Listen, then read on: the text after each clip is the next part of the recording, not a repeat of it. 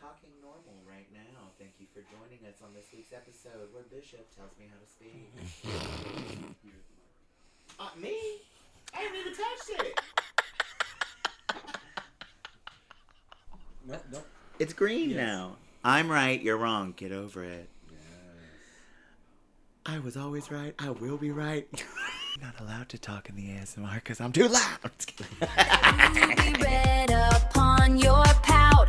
Let all our little secrets out. Got those loose lips speaking fast. A reputation built to last. With that dangerous allure and a single glance, it's a sweet romance.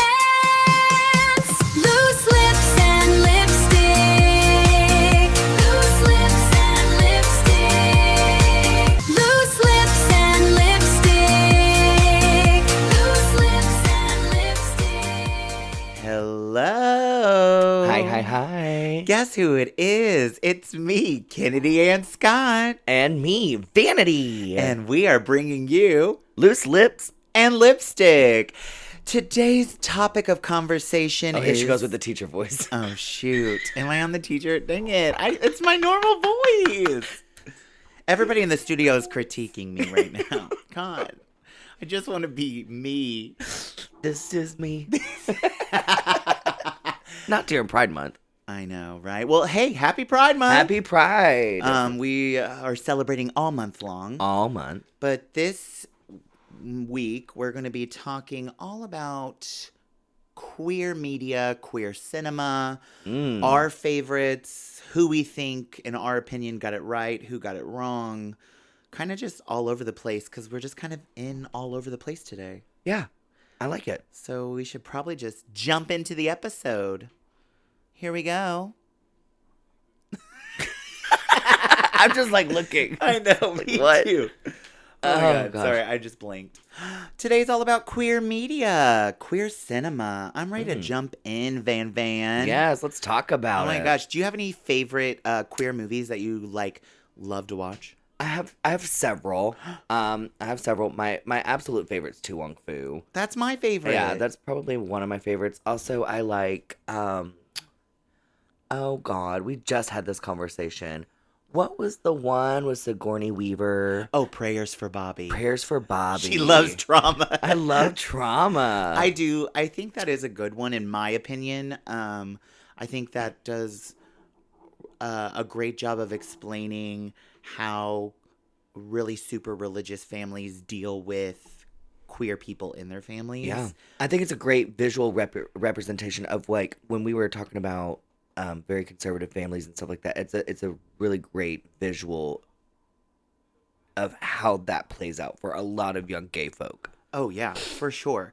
I really like to also, if you've ever seen the movie, now I'm like drawing blanks today. Oh my And that's okay God. because guess what? We've been too busy working ladies. We so, have been really yeah, too we've busy been working ladies. a lot.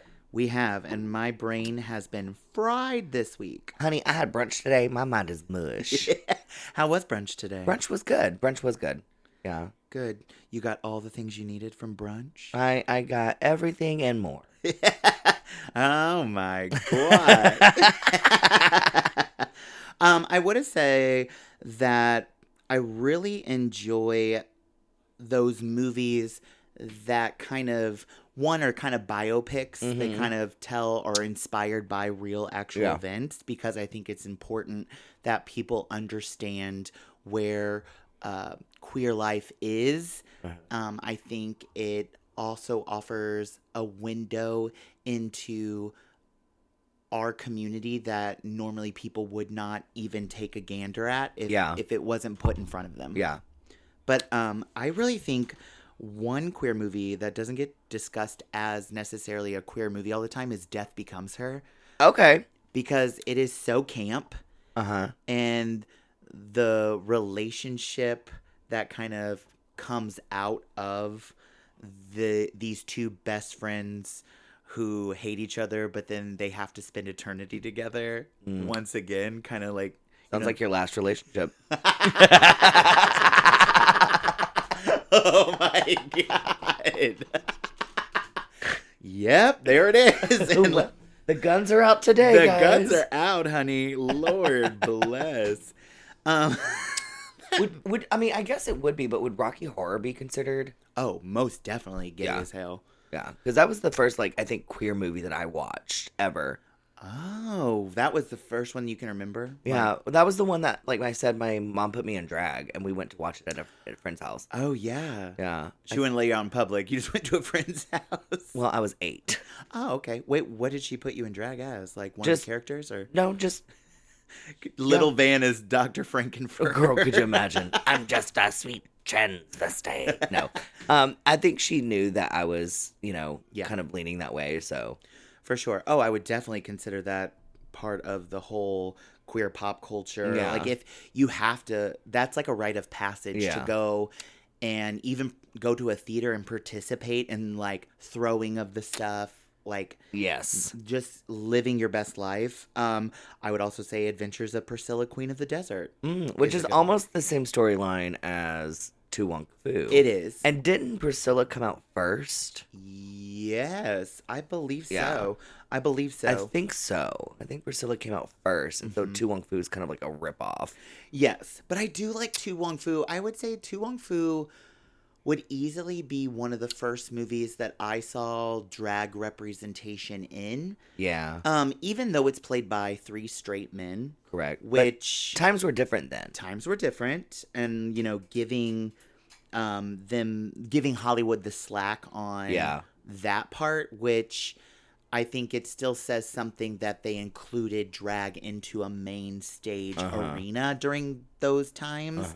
And Adventures of Priscilla, Queen of the Desert is an Australian movie, so like all that, and I feel like Australia is even sometimes more homophobic than we are here in some Really? ways. I think it's gotten better for them, but I feel like there was a time where it was a little bit more homophobic. Yeah, I mean, maybe we were all homophobic at one time Well, in everything. I'm still homophobic, Well, I heard those stories today. girl. What about Sordid Lives? Oh God, I quote that one all the time. But I don't quote the obvious ones like Leslie Jordan, like "Can you see my pussy now?" I mean, I do, but my favorite was the Barfly, and she just goes, "Do y'all think I'm pretty? Do y'all think I'm pretty?" Oh my God, what is her name? My favorite one that I say all the time is, "I think Mama made up that whole boll weevil bullshit because I sure as hell never saw no goddamn bugs." And I'll just be like, people will be talking, and I'll just like come up and go, "Do y'all think I'm pretty?" And everybody they don't get it. Oh my gosh. Well, but Sugar also, Wardale. what I've noticed even more and more doing my trivia on Wednesday nights, and I do a whole section of movies, people just don't watch movies anymore. I think because everything's so. I'm sorry, I'm yawny today. I think because everything is just so bingey. Like, Yeah. they're binge watching television and like movies. I don't think they're a dying breed, but I just think that it's kind of becoming a less popular form of entertainment. Just because of maybe attention span? Or I think attention span is the big thing for it because you got to think. It's so funny. Well, who was I was talking to? Not to get off topic here, but we were talking about like drag and how like numbers are getting shorter and shorter and shorter because you're having to deal with the TikTok attention span. Yes. But then people will sit and doom scroll for hours while binge watching a television series. So for like, sure. is it really an attention span issue or is it just? Well, I think I just can't sit still long enough to watch a movie sometimes. true, but I also think with that, along the lines of that attention span, is I think because when you go to a restaurant, you have conversation going, you have televisions showing something, you have music playing. Our brains are now so overstimulated every second of the day that when we focus on one thing, our brain literally can't do it anymore. Yeah. And so I think in putting that back on the drag scene is that I think because, when you do like a full production and when you do like, a Taylor Swift song that can easily be 5 minutes long, people do check out. Yeah. Because they want that instant gratification of, oh, she did that. She did a song. Okay, here's my $1. I gotta go. Yeah. I gave the girl $1. Yeah. Yeah. So I think, Yeah, I think that makes a lot of sense that people aren't watching it as much or can't really put their full attention into movies anymore. So, and also maybe that's why there's not as many, I feel like, movies coming out or, But I think also like we're kind of getting into this uh, sequence of everything is just kind of like a regurgitated idea that's already been done. yes. Or we're doing nostalgia movies now. Like as much as I'm excited to see Scary Movie 6 or whatever, it's Yeah. kind of like a nostalgia grab. It is. You know, and it's like I think it's because there's no more creativity. It's taking us back to something that we're familiar with, right? Oh. No? I'm sorry, I have a leg cramp. Like it literally is kicking my ass right now. I don't know. I thought you were like, no, that's not the answer, and you have a leg cramp. I'm dead. Girl. It's bad too. I don't know what is happening today. Well, I will also say that, you know, as a queer performer and as a member of the LGBTQIA plus community, if you have not seen the documentary Paris is Burning, Oh yes. give me your gay card right now. Yeah. That movie is it was so well put together of just what the ballroom scene was. It really was ahead of its time. It really was. And I feel like it's a necessity. If you want to be a performer, it's a necessity to watch that because not only is it our history of how we have modern drag today and all the doors that those ballroom scenes opened for people, it allowed for people who were not normally seen in the limelight to come and show their art and show that we as a whole existed. Yeah. And I thought it was done so well. And I probably watched that at least 4 times a year. Like, Yeah. just because I'll just put it on because I'm like, I need some life. It's iconic. It is It's iconic. and the other one that I really like too that's documentary style is I think it's called The Pageant. The Pageant. And it's from the 19th. Crystal LaBeija. The Queen. I'm not the Queen. That's The what it is. Queen. The Queen. Yes. I just watched that Yeah. the other night after I got home because after I do a show, I need like a moment to come down, and I put that on. And when Crystal LaBeija, she said, "She's not beautiful." I'm not saying she wasn't beautiful. I'm Yeah. just saying she's not beautiful tonight. Yeah. Harlow. Girl, she's so funny. And she just walks off that stage, and that's what I And love. what's sad though is we know girls like that. True. So, which means does history repeat itself? Well. 'Cause, like, You know, there's always those girls that every time that they lose something, it's rigged. most So of. we've had that conversation. Oh yeah, but also like I'm like, stop making excuses. You just You just didn't present just well sucked. tonight. Yeah, you just sucked, and it's okay it's to suck. okay. I suck sometimes. Not lately. No. Oh, thank you. Oh my god. Oh dang, this leg cramp. This leg cramp is just giving me the go. I'm like, am I having like deep vein thrombosis? Like, what is happening I here? think we're falling apart today. Jeez Louise. She's over here doing calisthenics. Girl. I'm over here doing couch ballet. But it is right here on this inner part, and it is driving me bonkers. Dang.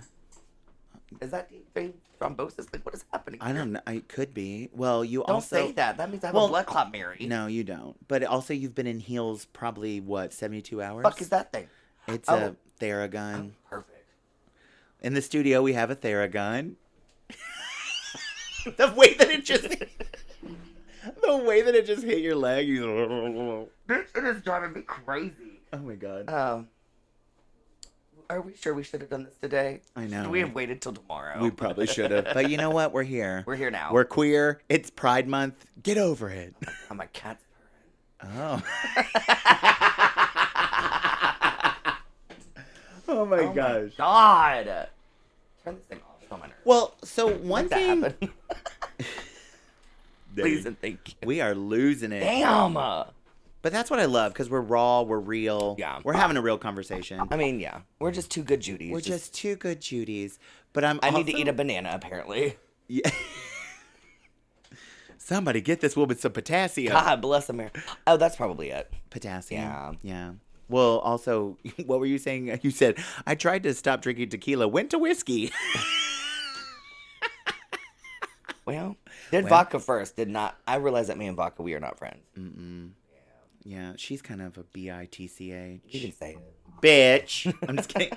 Teach your voice. Okay, back to what we were talking about. I know. Okay, so we were talking about some good examples of queer media movies, but I think there are also some bad examples. Okay, such elaborate. as The Birdcage. Oh. Now, wait, before people start coming at me, I think The Birdcage is hilarious. I think it's a fun, like, cinematic way of just chaotic and funny, right? Yeah. It's meant to entertain, and it entertains me.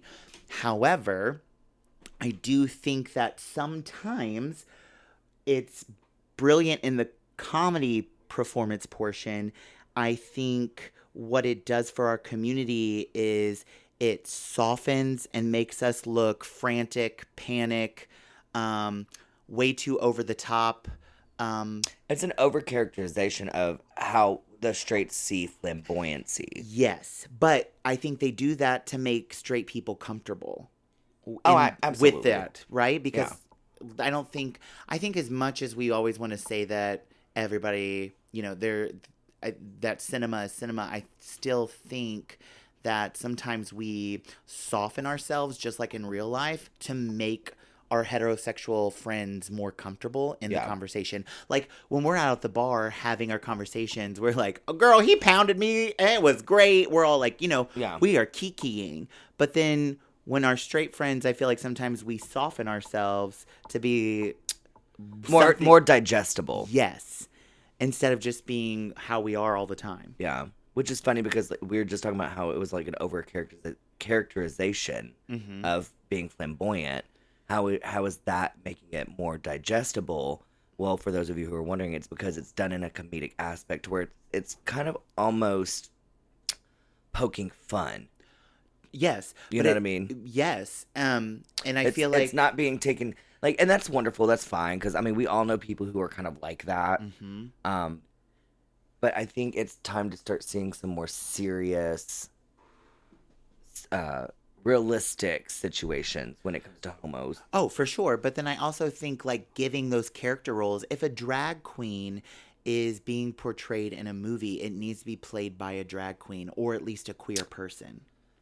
Because, well, like going back Wait, to he's not gay? That man ain't gay?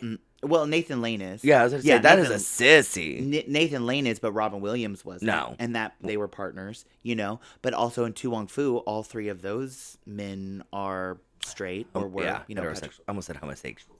Heterosexuals. They were heterosexuals playing drag queens. But I also think that sometimes when, like even Robin Williams, when he plays as Miss Doubtfire, straight man is playing a drag queen, or I think it's easier for people to digest because in the end they know that these are straight men Correct. trying to be funny and play these flamboyant over the top women. Now, and I will say though, yes, but as Drag Race has gained a lot of popularity and stuff, Yes. I have noticed that like a lot more drag roles are going towards drag entertainers. Like I think Katya was just featured on Hacks and like For sure. things of that nature. Yes, So. yes. So there it is happening. But it's like what was that, like the mid 90s, early to mid 90s Yes, is when a lot of those movies were coming Yes. out where it was these straight actors portrayed, but also it was a different time. Like there wasn't a lot of characters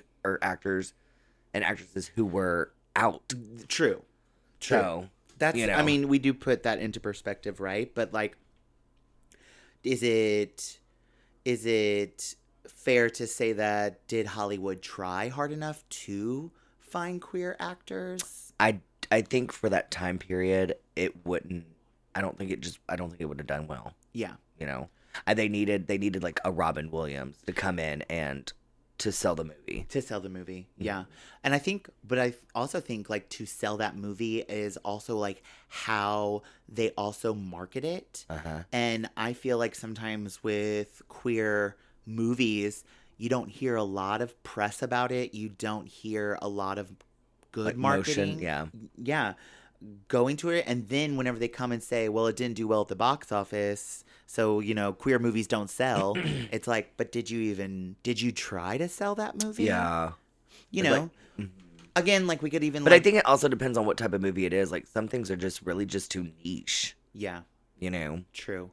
So But okay, so whenever you're like, if you have time to watch TV or a movie or something, do you go towards comedy? Do you go towards drama? What is your I used to go toward a lot of like thriller and like things of that because nature. your life's a nightmare. But I think because my life is a nightmare, thank you.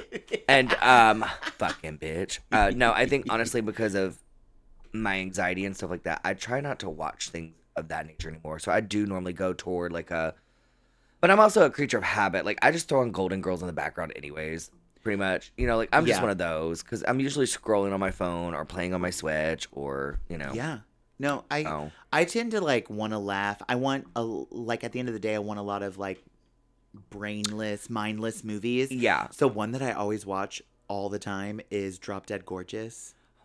Most smartest. Most smartest. Oh God, are we on Cops again? I can quote that movie. I love that movie. Yeah, it's a good one. I also think it's very queer. I think it's also very queer. Yeah. I mean, it's about pageantry. Yeah. Oh So, gosh. And Miss Teen Gay America, whatever her name is. yep, Miss Gay America. Well, everything's gay here. American Teen Princess. Is that what it is? The American Teen Princess Oh pageant. my God, terrible. Yeah. Hey, say hi to the folks. Hey, hi to the folks. Oh my gosh. But I think like I do want mindless and all that, but I feel like, and I wasn't saying, and I'm not trying to say that the Birdcage is bad because it's No. not. It's so good for what it is. Yeah, it's And a classic. Yes, but again, it's that hyper anxious clowns meant to make heteronormative audiences comfortable Yeah. with the fact that men are dressing up as women. Right. Another example I would say is not a good representation of our community is if you've ever seen the Stonewall movie from 2015. So they talk. It was directed by Roland Emmerich, I believe is his name. It was heavily boycotted and criticized for historical erasure. So it wasn't historically accurate because in this movie, when they build you up to when the brick is thrown, right? It's a white cis male who throws the brick. And we all know from our history that that Yeah. is not true. But then that's where you have Hollywood stepping in. And I'm not saying they're trying to rewrite it in a sense, but they're not framing it in a way that highlights who our community is. Yeah. Because we talked about this last week about how the drag community, the trans community, Yes. the black lesbian community, those are the ones that were the backbone from the beginning, Yeah. who threw the first bricks, who were so sick and tired of being treated like crap that they stood up. It wasn't these white cis hetero passing Correct. men, right? Because at the time these men had their cake and they could eat it too. And what I think that Hollywood did was a disservice because then people who do watch this see a hero that looks like them and then they can relate. That guy had had enough. He did the right thing. Well, You I know? think also it's just it's just heartening and it's also alarming for like somebody who maybe doesn't know about their queer history. Yes. But they've heard the term Stonewall and so they don't really know kind of what they're getting themselves into. Mm-hmm. For them to see this movie and think that it's supposed to be historically accurate. Yeah. And then it's misrepresentation. It is misrepresentation. it. And then also And no, I did not watch it, nor will I. So yeah. And one more, I would say, movie that didn't get it right was the Dallas Buyers Club. I saw that on that list right there, and I Yes. was like, please talk about it. So the Dallas Buyers Club, again, it was a mainstream Hollywood, movie where they casted cisgender straight males to play these characters. So Matthew McConaughey, but his character was straight and he contracted it, Yeah. and all this. But Jared Leto plays a trans woman, Yes. Rayon. And again, I think it kind of softened the effect of people who are really living with this disease at this Yes. time, and people who just wanted to be heard and understood.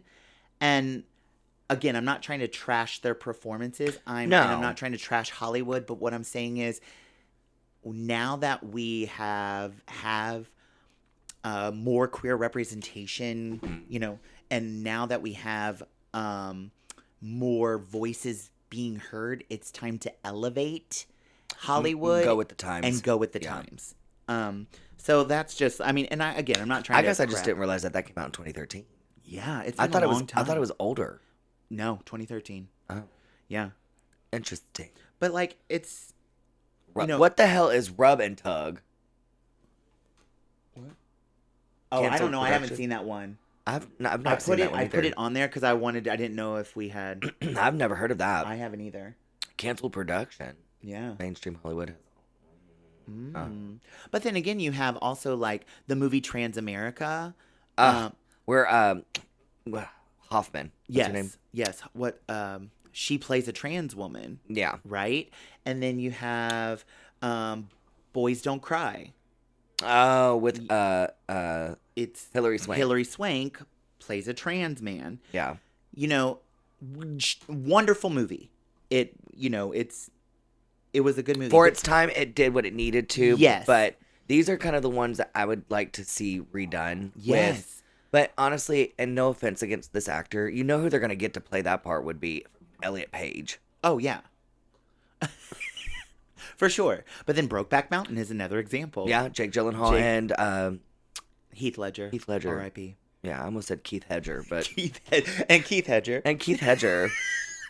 But yeah, like, but it's just like it's fascinating that like what sells and what they know sells, and so it kind of like becomes more of the Yeah. capitalist. Point Okay, of but view. to shift perspective Yeah. though, maybe we need to I'm gonna get hate for this, but maybe also in the same breath, let's be thankful that these heterosexual cisgendered men were willing to play these kind of outstanding roles for their time frame.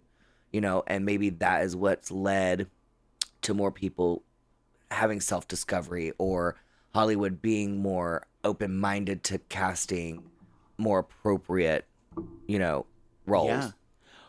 Well, You know what I mean? Yeah. Like if it wasn't for them, like maybe we wouldn't have as big of a space as we do right now. True. You know what I mean? Like, did you ever watch any of the Heated Rivalry? Yeah. I thought it was pretty like accurate. Yeah. With how gay men interact. Yeah. Especially if you're not completely out and open. Mm-hmm. You know, I'll meet you at the lake house. Are they sissies? No, they're the hockey player. No, are they Oh. sissies though? Like in like real life and IRL? No, well, only one of them is gay in real life. Which one? I can't even think of his name. The blonde. Oh, okay. Oh gosh, the one who plays the Russian guy. Yeah. I know who. Yeah. So he's a sissy. Yeah. Well, you know. I wish the other one was a sissy too, though. Ooh. I bet You know, could- you know how I am though. I like them dark-headed and dark-eyed. So you can. You could convert him. no, I don't do that anymore. Oh my gosh. But I think also this says something about kind of like how we would hope Hollywood would open up, right? And kind of, you know, how they would kind of open up their minds to understanding that. But like if you have the mainstream studio blockbusters, they command budgets between 100 million and 250 million. In contrast, the most celebrated queer films are almost exclusively independent productions. Yeah. And for example, Moonlight, it won Best Picture on a micro budget of 1.5 million. That's all they got to make that movie. But it won at the Oscars. Yeah. Right? But then you're looking at all of these other movies that get a $250 million budget. Like where do we fit into making good quality movies that represent us? I guess. Yeah. I think my whole point of this conversation is that when do we get the time to show the world exactly who we are while also giving us the equal amount Backing. Yes, the equal backing, right, to share our stories. But I think also in hindsight on that is I think also just with,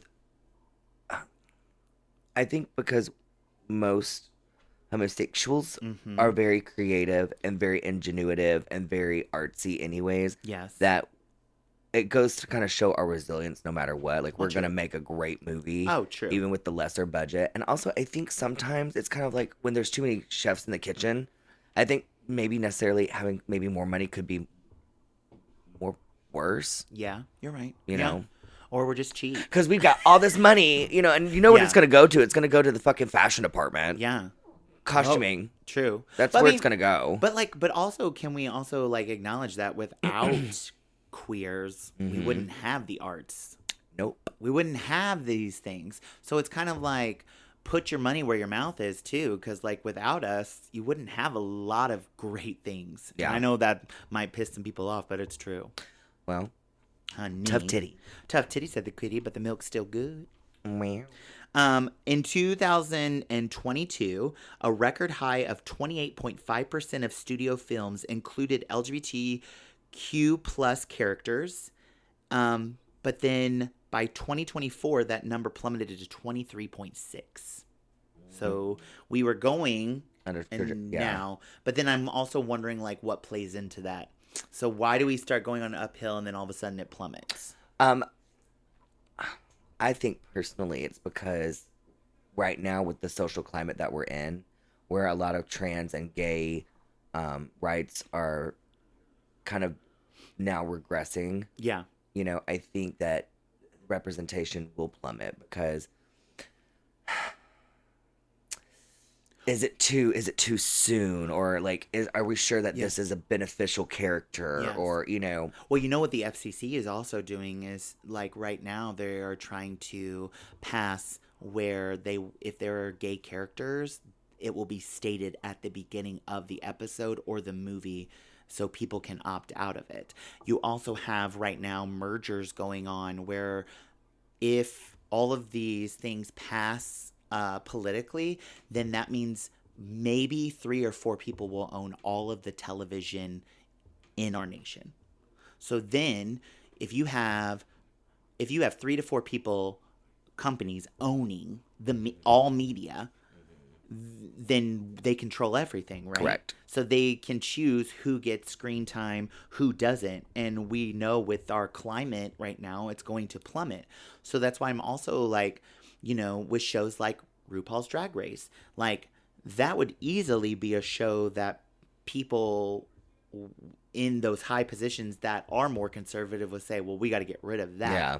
You know, or maybe unless it makes a lot of money, right? Yeah. Which I assume I'm assuming it's it doing does. well. Yes. But they also did a study to find out screen time of queer characters, and according to the GLAAD Foundation, that 37% of all LGBTQ plus characters in studio films appear on screen for less than 1 single minute. Yeah.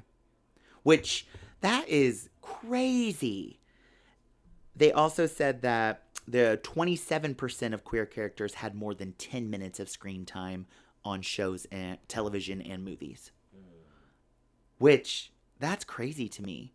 Because, one, as a kid watching gravitating towards these shows, you kind of wanted to see people that you could relate to. I didn't find a lot of characters growing up that I could relate to on television shows. I think that's why I became a drag queen, is because I just was always relating to the lady, Same. you know. Same. I wanted to be pretty like them. I wanted to have fun like them. They were always portrayed as having way more fun. Yeah. Well, it depends on like what character specifically, but like I just like I said earlier, Golden Girls, like they're witty, they're sassy, they're fun, like they're funny. That's what I wanted to be, Yes. and I'm there. But I also think it's wild that the ages that they were playing, the Golden Girls. Oh, I know. Yeah. I'm like, because like when I watch it, I'm like, oh, they're in their 60s. When they're like in their like middle 40s to Yeah. 50s. And I'm like, what? What? Yep. Yeah. Oh my gosh. Which, wild.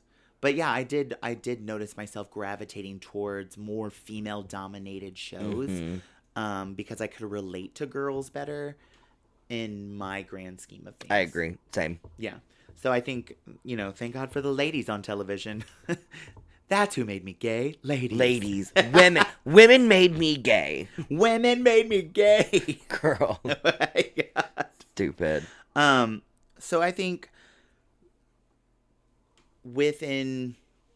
I still think I love watching all of these movies. I even give a list out to people to watch certain queer movies. One, I think it's important to have, you understand some part of the culture, whether it's completely accurate or even a little off. At least you can find something to relate to. Yeah. In the grand scheme of things, such as even those movies that are so heart-wrenching, like Boy Erased. Yeah.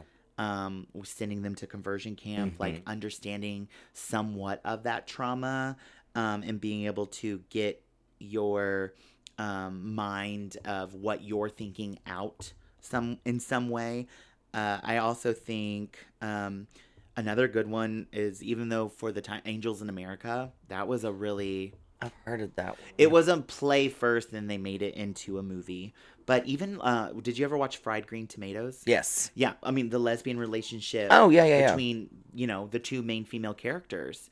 That's a good one. But I'm a Cheerleader.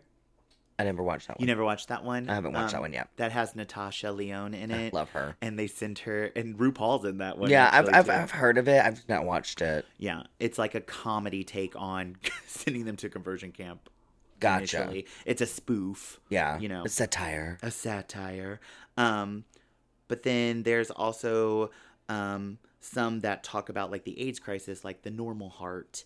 And they talk about real issues that our community has faced. And then I think another really good queer one that's so old is Sunset Boulevard. Oh, I haven't seen that ever. Yeah, that's but there's some really good things. So, listeners, what I was going to say is we're going to put a poll up on our Instagram so that everybody can kind of tell us what their favorite queer movie is. What gives I want to them know. life. Yeah, I do too. I'm always looking for new suggestions. Oh, she's got Yeah. suggestions. So, I don't watch a lot of television these days, but when I do, I try to branch out. Yeah, we love that. We love that for you. We love that for you. But then again, some of the documentaries is The Death and Life of Marsha P. Johnson. Yes. She's the queen that we had talked about. I Am Divine, which she's one of the most iconic drag queens when I think of our art. Absolutely. And all the movies that she did, like Hairspray, and, creating that original, creating that, I feel like that motherly character for us to look up to, played by a man. Yeah. Or a drag artist, It was one of the very few representations of a drag queen that was played by a drag queen. Yes. Agree. And I still think, and then we can also talk about how her influence was the influence for Ursula in The Little Mermaid. Yeah. And how that character should always be played by a drag queen, in my opinion. I agree. And Liz, I haven't seen the live action. It was good. It was good. I haven't seen it. Just because, like I said, I don't get out much. Yes. But honestly, no offense against Melissa McCarthy, big fan. Not for that role. No. I think that was a miss. Yeah. They could have gotten so many other girls. I think so too. I think initially, in my opinion, I think they had a drag queen lined up, but because they already had all this backlash by making a fictional character a black woman, they were like, oh, that's too much. Now no one, then money got in the way and was like, well, we have to have someone. Yeah, and that's what I was about to say is I think, honestly, that's where Melissa came in, was because they needed somebody who they thought was going to pull the dollars in. Because also it's Disney. Let's be honest here. Oh, for sure. Now, TV shows, I will say Queer as Folk, can't go wrong. Yeah. That was, I would sneak down to my parents' basement and watch it on Showtime late at night, in secret. Queer as Folk, Noah's Ark is another one. Oh, Noah's Ark is good too. I love Noah's Ark. And I think Noah's Ark does a really good job, like we were talking earlier, of depicting how we are happy, joyful people at the same time in our lives. Our lives aren't constantly falling apart because we're queer. We're not constantly just always in the club, shaking our ass, doing It was a God real knows what. depiction of like what everyday scenarios is that we go through. Yes, exactly. And I also love the fact that it surrounded a group of friends of color. Yes. And it wasn't just the typical pretty white boy and like, you know. Yeah. So I agree. And now I think there's a I have not seen it, but they do have Love Victor, which is, you know, Love Simon. It came Gotcha. out. I think Love Simon showed one way of a coming out story, but it wasn't all necessarily a reality where the parent, it was like, and I say this in my book where I said when I came out, it wasn't a Love Simon moment. Yeah. And what I mean by that is my parents were not like, oh, we love you no matter how you are. Yeah. You know, like, I wish you would have just told me. Like these kind of moments that he has with his parents, which I think is amazing. And I teared up when, you know, him and his mom have the conversation, you know, because I think in the end, all little gay boys and girls, you know, in our hearts, we want that conversation with our mom or our dad. that's the reaction that we're all hoping for. It's the reaction we're all hoping for. And It's I just think not always the reality. exactly. And I think sometimes movies hit with reality, and then sometimes I think they miss with reality. Because I feel like in American stories, it always is in the end we go through troubles, but then at the end everybody goes and eats pie and it's happy. Yeah. And I don't think that's always a reality. And I think it's okay. It's like giving us false hope. Yes, and I think it's okay to end a movie on a bad thing. Like, okay, this is where I wish more movies would. Yeah, because it's reality, right? But I think movies like that don't sell because everybody wants a happy ending. Yeah. They want to escape. That's why we But watch aren't movies. we tired of those? Like, I'm ready for some some realism in our movies and stuff. Well, even with reality TV, like I want reality TV to stop being so scripted. Like, why can't somebody just lose Drag Race? Like, you know what I mean? Like, why do we have to crown a fucking winner? What if they all just sucked one season? Could you imagine? RuPaul sends everyone home. Like, oh my god, that would be hilarious.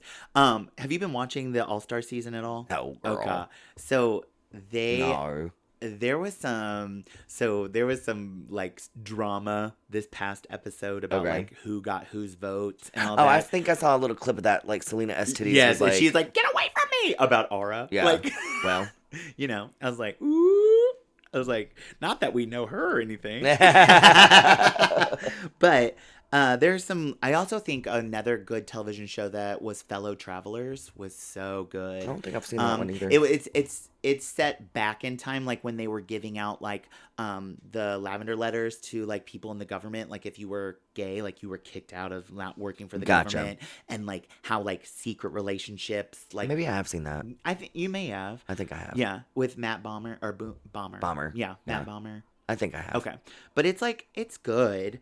And You know, Boots RJ was probably really just good. put it on, and then I just like half-ass paying Yeah, attention. I thought Boots was really good, but only got one season because it was like about like gays in the military. And Yes, stuff. I did see that. I thought, but I also thought it was, if I'm not mistaken, it was also very hypersexualized. Yes. And that's another thing that I'm kind of tired of seeing when it comes to queer media is why is it always got to be about somebody having a drug problem, somebody being hypersexualized? Like, it's just, Well, I think that also says something to the heterosexual community is because I think sometimes it's hard, like, how can two men just love each other without it being sexual? Like, without it just being about sex, why would two men love each other? It's the same trope throughout all of them, where it's like it's these two randos and they're locked together and they are eyeing each other and then they start fucking each other and then they glance down at each other's genitalia and then and like it's the same thing over and over for and sure. over. Well, yes. And I'm like, that's so not how this works. It's most so of the true. time. And we were at Franklin Pride yesterday and they were filming like a queer like Hallmark movie. And we kept walking in the scene on accident because I was like, every time I turned around, they'd be like right there filming. Yeah. And it was like it was at like about two gay men. Oh, like one guy comes back to his small town and finds love, and they're walking through the Pride, and they're like, "Happy Pride!" And I kept like, I'm like in the scene. I'm about a mean mugging because I'm like everywhere I tried to walk, they were walking, and I was like, I just need to get to the stage. And it was so funny, and we were like laughing. I was like, because like they won the costuming. I was like, who is in charge of the costuming? Because one of the guys was in like a button down, but it was like rainbow button down. I was like, no, who wearing that? Who wearing that? And they were like walking around waving at people and stuff. Like I'm like because it was supposed to be like a small town. Yeah. I'm like, girl. I mean, I'm sure it'll be gay and cute. It's probably gonna be like another like broken glass film, which like, you know how those go. But I'm like, let's get the budget. Let's get a good one. Yeah. But it was kind of funny yesterday, and no hate. I'm just like, it was just funny where every time I tried to walk somewhere, they were there, already, and they're like, hey, and I'm probably in every scene like. Just the bitter old queen in the back. We're gonna go watch it. And they're gonna have to blur you out because you're gonna be in so many freaking scenes. They're like, who is this? They're gonna be like, damn, this bitch everywhere. Who's this giant woman in the lemon dress? Girl, not the giant man in the lemon dress. Girl. Oh my gosh. But I mean, I just think, do you feel like being a drag artist, what is something that you want to see reality, like real on TV about what we go through? I guess. The gays being stopped. No. I don't know. I would love a reality TV about drag shows, but I don't want it to become scripted. I want us to be like, see the raw, like raw. the raw. And here's the thing though, like when it comes to filming for that kind of stuff, you know, they would have to have cameras rolling nonstop with the drag girls. Like, sure. You know what I mean? Like nonstop. Because a lot of times when I've done like reality shows and stuff, you know, it's that age old thing. Like you say something funny and they're like, okay, but can we get you to do that again? But we're going to get you from the backside or this position. You know what I mean? Like, we're having to change our position. And it's like, then at that point, it's no longer reality. Yeah. Like, well, because like, so I did a reality show one time. I was on. Like, I'm ready for like a Jerry Springer, like Maury moment where there's just cameras just flying around. And it's just all of us drag queens just being monsters. Oh my God, I love that. Let's do. But I was on a reality show one time and they came into Lipstick and they made me be a hostess. So that I had to greet them at the door. Yeah. And then they made me bring them food. And I'm like, this is not what I do. And they're like, yeah, but it works for the scene. It's what we're wanting. Yeah. I'm like, no, it don't work for me though, because it's not what I do. Yeah, I don't know. I would like to see a true reality show based around drag queens, but not just a RuPaul's Drag Race. Yeah. Maybe not even about drag queens. Maybe about just really flamboyant, sissified men. Yeah. Like, can you imagine like a bunch of Leslie Jordans on like? Can we do like Golden Girls, but it's just all like older gay men? Yes, and we all have to move into a house. That would be a chaotic house. Yeah. Wait, first of all, we're not older gay men. No, we're not. No, we're in the middle. No, we're very young. Very young and tiny. Very newborn. Yes. Very gaby. Very, very newborn. Yeah. Oh my God. I love that. As long as you look like a newborn baby, men are willing to mate with you. You need to give the fish face and suck it in. Oh my gosh. But yeah, I thought it was important to kind of like, especially during Pride Month, just kind of shine a light on queer media, and that even though we do have some representation, there could be so much more because we deserve a part in this. We absolutely do. But let's think about how long it's taken just for there to be decent representation for people of color. True. Like, True. I think we have a long way to go still. Actually, in fact, I think we've actually probably progressed faster, which is sad. Yes. Maybe, well, again, it just right? goes back to like show you how we are as a society and what we actually. Well, you know, do. it became a trend there for a minute to have like they had a whole movie called GBF. Oh, you know what yeah. I mean? And like it was a trend for all the Hollywood elites to have a gay best friend, and they were always appearing in their like little reality television shows or in the paparazzi and it was, you know what I mean? So I think that playing a part into why it kind of Well, we were became seen, kind of like a mainstream thing. yeah, we were you seen know? as accessories. Yeah. Again, I think it all goes to the grand scheme of things as that we're not actually seen as people Yeah. because of how certain people paint us Yeah. in the grand scheme of things, that we're not seen as actual human beings. Yeah. We're seen as accessories. Points We're of interest. Exactly. And like, how many people actually have like a gay best friend that they know of, or like, you know what I mean, like, or someone gay in their family that they actually know Yeah. of, that's not hiding from something. I don't know. I just think you're right on so many levels. There's so many things that need to be done with Hollywood and in general, and we can't Just fix media it all in here. general. And I think it goes beyond really just Hollywood movies and things of that nature. It's just media in general. Like, we've got to stop painting like everybody. Never mind. No, Like yeah. like news articles and stuff like that. Like the way that they word and the verbiage that they use, not only against like LGBTQIA plus, but like people of color and Hispanic people and transgenders and Well, like also thinking, this just kind of popped in my head, but like also thinking about how Hollywood and the movies misunderstand drag versus trans identity, because and here's my example, because in Tu Wong Fu, Thanks for Everything, Julie Newmar, they are in drag all the time, yes, which they're living their life in female form. in female form, which drag is, if we like break it down, it conflates what drag really is: a theatrical on-stage performance art. Right? And that and like I'm not saying like sometimes all dress up and just go out to the bars as Kennedy. Well, yeah, Ann. I mean- What?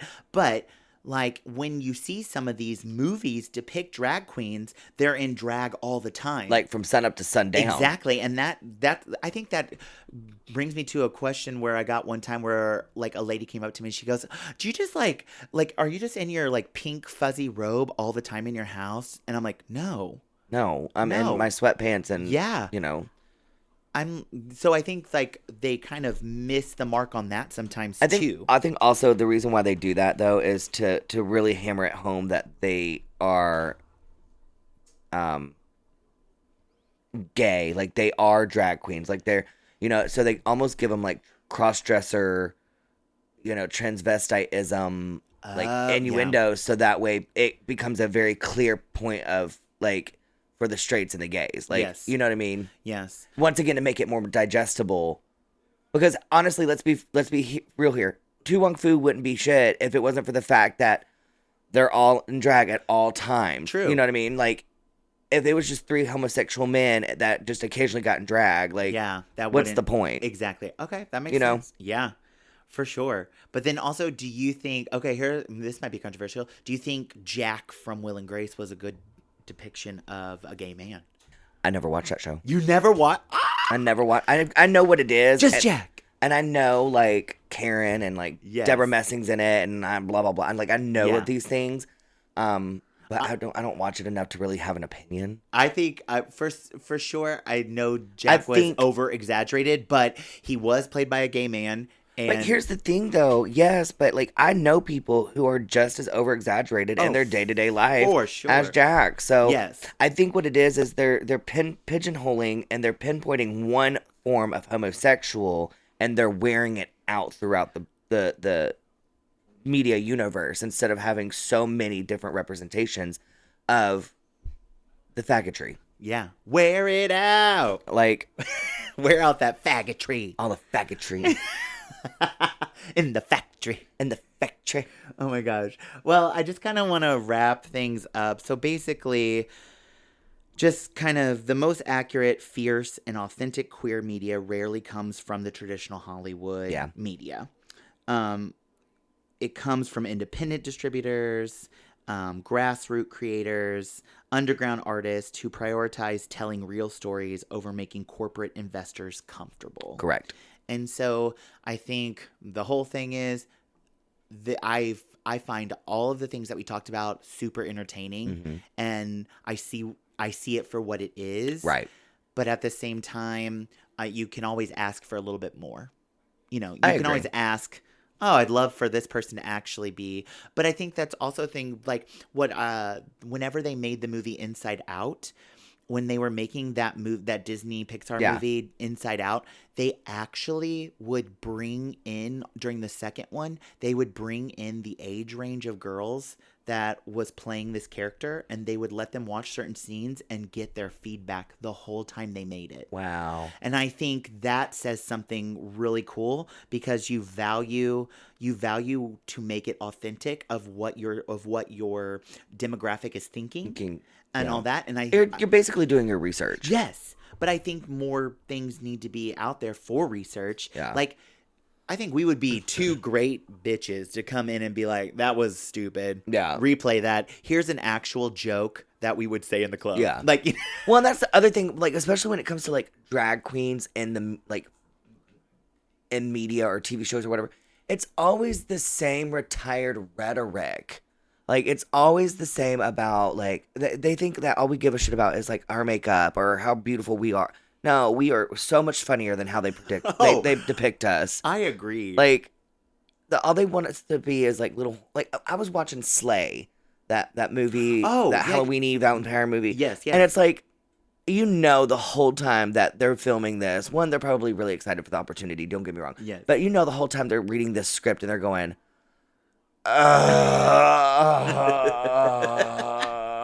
because I know I would be. yeah.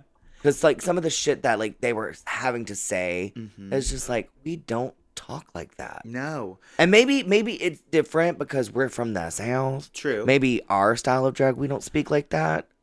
But, like, I don't know. Yeah. It's kind of like, and this, I'm not, it's kind of like whenever we first met Laganja, and how she, Oh, yeah. how she presented herself constantly of being like, yes, mama. Yeah. And all Oh, that. like, crrr, and everything was just so, like, yes. Mhm. Rehearsed and all that. Mhm. That's how I feel like sometimes they put us on camera. yes. Because that's how they want to see It it. just goes, and, like, sometimes when I'm, like, listening to, like I said, and I'm not bashing the movie because it's actually a really cute movie, but Slay, as I'm listening to how they're speaking, I'm like, this was either written by a white woman Mm-hmm. or by a sissified, flamboyant male who's never done drag a day in his life, Yeah. whose only, knowledge of drag is what he has seen from other media and movies. Yeah. That's the shit I'm tired of. I agree. Change. Okay, if you had to, for this month, a movie that all of our listeners should watch for Pride this month, what would be a movie and that you would recommend? I'll go first if you need. a Yeah, moment. please do, because So- I'm over here just reeling. There's this movie called Pride, and it is Okay. a British film, and it's about like it's during like the 80s.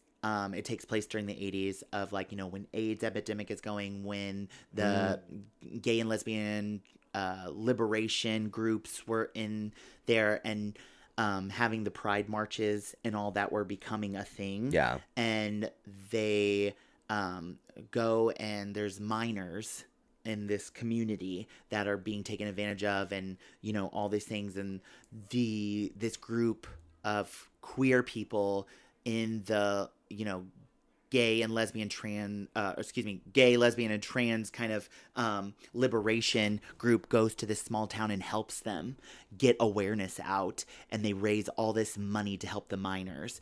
And then all of these things come about, like gay bashing and all of not being able to have prides and marches and riots and all Yeah. that.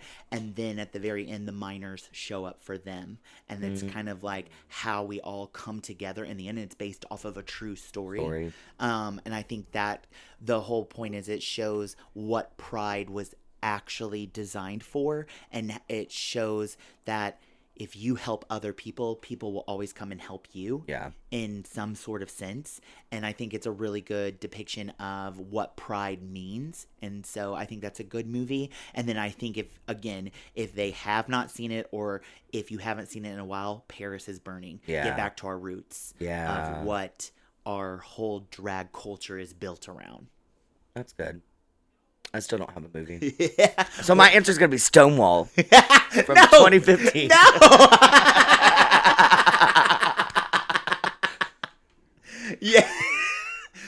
And I don't know. I just don't really watch a lot of gay Yeah. media. So, like, I mean, like, besides, like, homophobic. well, hello. It's pride. It's pride, and I hate my own people. No, no, I just don't watch a lot of gay media and Yeah. stuff. So, like, Well, what's something that you think they should watch this season then? What's something you're watching that you think everybody should watch? I'll just tell you my favorite movie, which is Imitation of Life, which is about accepting who you are.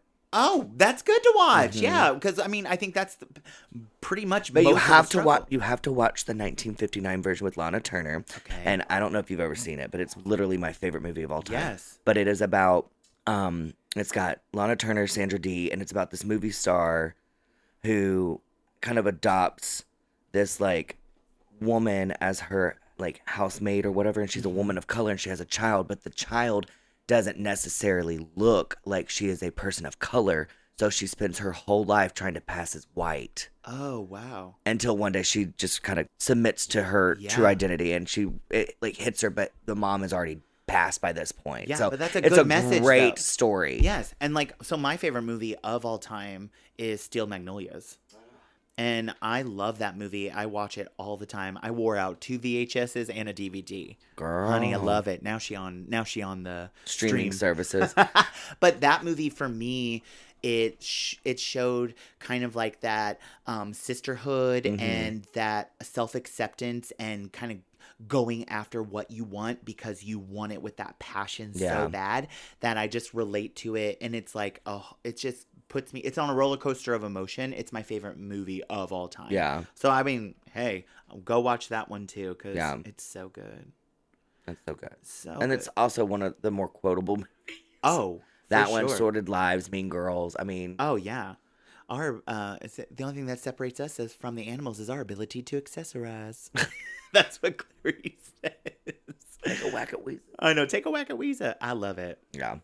but I think we've come to the point of to take a little break. Yeah, let's do it. You look exhausted from this conversation. Oh, it's so hard. It's so hard being Cleopatra over there on the couch.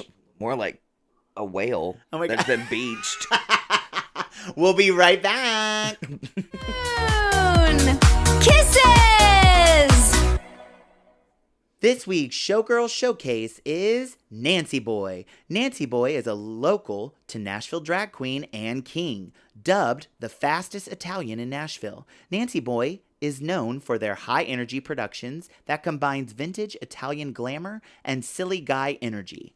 Nancy Boy is the founding godfather of the House of Prawn, a trans and queer drag collective that seeks to bring the joy of drag to community.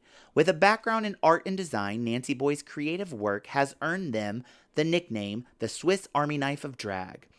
With 4 years of performance experience, they have competed in Sissy, Nashville's Drag Supreme, and now that's what I call drag.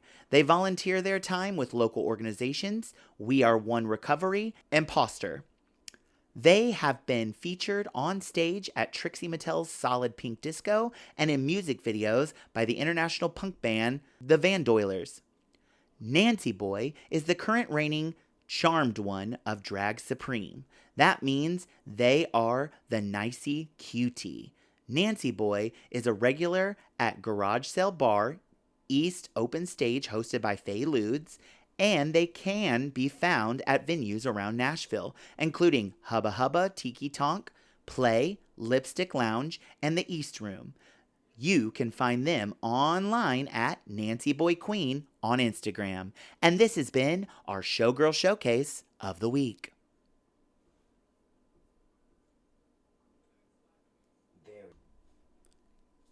And we're back. Yay. How are you doing, sis? I'm doing good. How are you? fabulous. Well, welcome back to Loose Lips. And Lipstick. I'm Kennedy Ann Scott. And I'm Vanity. Who else would you have been? Delta. What if she just like popped up? Girl. Lord. Ugh. Well, Wowee. wow, all right. All right. So you know what time of the show it is? It's my favorite. Here it comes with it's time for Petty Petty Confessions. And this week we have some pretty good ones. I'm Yeah, excited. yours to... is gnarly. It is. It's ruthless. Girl. You ready to hear it? Yeah. All right. Here we go, audience. A group of our friends went on a trip together and were all sharing an Airbnb. One member of the group had been, let's say, less than gracious with sharing the bathroom, not to mention their overall attitude in general. So on the third morning, while brushing my teeth, I saw the opportunity in front of me. Their toothbrush sitting completely exposed and vulnerable out on the counter. I grabbed it and swished it in the toilet bowl and put it back where it sat. I never mentioned it to anyone of our friends until months later. Ew. Talk about a potty mouth. That's just nasty. Oh my gosh. Okay, would you do it? Not over something like that. I would Okay. do it like maybe for something more serious, Okay. but Okay. not something like that minute. Dang, that is ruthless. That's terrible. That's terrible. I wonder Ew. if they ever found out. Like, I don't know. it's interesting. The way that the person read or wrote in, I don't think they know. Yeah, But I do know that it's a group of gay men. even worse. Even worse. Men are terrible. I know. But I think, so breaking it down, like, one, if you're going to rent an Airbnb with friends, you have to, again, be conscious of everyone utilizing the space. Correct. And I feel like sometimes when we go on vacations, we have some selfish people. Oh yeah. So my thing would be like, stop being selfish and like only worrying about yourself. If there was only one bathroom, like, share. Like, Right. baby, you don't need to look that cute all the time. Keep trying. Oh. But Damn. Ate them up. keep them, yeah. Yeah. No, that's definitely something I wouldn't do. I don't think I would do that either. I would laugh about it. I would definitely. I might. You know, what is that word I'm looking for? I might, like, not bully, but No. I might ag it on. Oh, yes. Yeah, Agitate. I might, Yeah, I keep it might, going. I Yeah. might ag it on and, like, you know, maybe persuade somebody else to do it. Van's in there stirring the pot, like, you know what? You know what I Can won't you be doing? believe Stir in the an toilet. She was an ungrateful bitch. Go put it in the toilet. Go put it in the toilet. Yeah. Go put it in the I'm not toilet. going to do it, sis, but you can. You can. I think it's hilarious, though, but I probably wouldn't do it myself just because I'd feel too guilty and be like, don't brush your teeth with that. I'm just thinking of all the germs. I know. Oh, Yeah. dang. Oh, my gosh. That's a new way to get ass to mouth, I guess. I get. They did a rim job. Ew. Ooh. Ooh. Icky. Icky. Icky. Well, mine's not quite that terrible, but, however, mine is a guy ghosted me after months of talking, then, out of the blue, randomly texted me a year later with a very casual, "Hey, stranger." I had his number saved the whole time, but because I'm me, I replied with, "I'm so sorry, my contacts got wiped. Who is this?" So he had to explain to me exactly who he was, and I just simply replied with, "Doesn't ring a bell." I would do that in a heartbeat. I would do that too. Hell, I think I have done that. I think I have too. Well, Yeah. I did a similar thing. There was like this guy that we had gone on a couple of dates together, and then he said, well, "You're just too feminine," and he said, "But we could be friends." And I said, "I already have a lot of friends." And he goes, You're a bitch." And I go, "You literally broke up with me because I'm too feminine, and then you're mad at me because I say I have too many friends? Girl, bye." Right. But yeah, I would definitely be like, especially if you're putting in, that's the one thing. I feel like we put in a lot of time and effort to these conversations, Yes. and they go nowhere. And then they go nowhere. And it pisses me off because it's like, or they'll just ghost you. Just tell me you're not interested. Just say Yeah. you're not interested. Not that hard. Yeah. But if you, like, out of the blue, "Hey, stranger, who is this?" I'm sorry. Yeah. New phone. Who dis? I love Absolutely would do that in a heartbeat. Same. Oh, gosh. Well, this has been our Petty Confessions. Oh, my gosh. Well, we've come to our next point of the show for our tips and tricks. Do you have any good tips or a trick this week? Hydrate. Stay hydrated, especially during Pride Month. Yes. So do that. I, Don't do what Auntie Van did and mix your liquors. She said, girls, stay focused. But I mean, along with that is like with us being, it's Pride season and long hours. Yeah. Staying hydrated, yes. But if you are going to drink, which we know a lot of performers do, Yeah. make sure that you're just doing shots because, and here's why. When you start mixing like the fruit juices and everything Yes. with your shots, The mixers. one, it's all that sugary content and all that one will make you feel icky, Mm-hmm. and you'll have to pee a lot. So since we're like padded up and tucked and everything like that, just doing shots because you will get drunk, but you won't have the urge to constantly Relieve your bladder. Exactly. And, So have you the can- crash later. Yes, but also taking magnesium Mm-hmm. during these long days, it will really help with muscle cramps because our toes are in. What are you trying to say? Well, I'm just trying to help you out. This is my tip for you this week. Girl. Oh my gosh. No, but like taking magnesium will help because we're our heels and we're in them for hours Yes. this month. Hours. And I just last night got a cramp because I was in heels for 8 hours and walking in grass and uneven terrain Yep. last night. When I got home, my legs were throbbing. So just making sure that you take some magnesium, it helps relieve those cramps and stress on your legs. And then also getting a Theragun. Oh, yes. Yeah. I have 2 of them. So just hydrate, take your vitamins. Don't drink all the sugary stuff as much. Trying to just do like the shots if you can, or like a Sprite. Or with just it. stay home. Or stay home. There it is. Yeah. Don't go out this month. Don't do it. Don't be loud and proud. Girl, don't. Don't do it. Oh my It's a gosh. sham. It is, isn't it? Kind of. Respectfully. Respectfully. Van is over it, honey. .com. She said, get me the hell out of here. Girl. Well, ladybugs, it's been a pleasure this week. It's been a good one. It has been. Yeah. I thought we talked about some really cool things. Yeah. Again, I always love you. Thanks for hanging out with me, gal. I'm glad that you pay me to do so. Yes. Wait a second. I got to Venmo you. Hold on. But if you liked what you heard, you can follow us on Instagram at Loose Lips Lipstick Pod. You can email us if you have any concerns, Or questions, or confessions. confessions. We always love to hear your confessions. Again, they stay anonymous. You can email us at looselipslipstickpod@gmail.com if you have any suggestions that you want to give us and any big O confessions. Yeah. You can find me at Miss Kennedy Ann Scott on all the socials. And you can find me at The Only Vanity on all socials. She's the only one in my heart. Oh, Lord. Get out of my Lord. face. I know.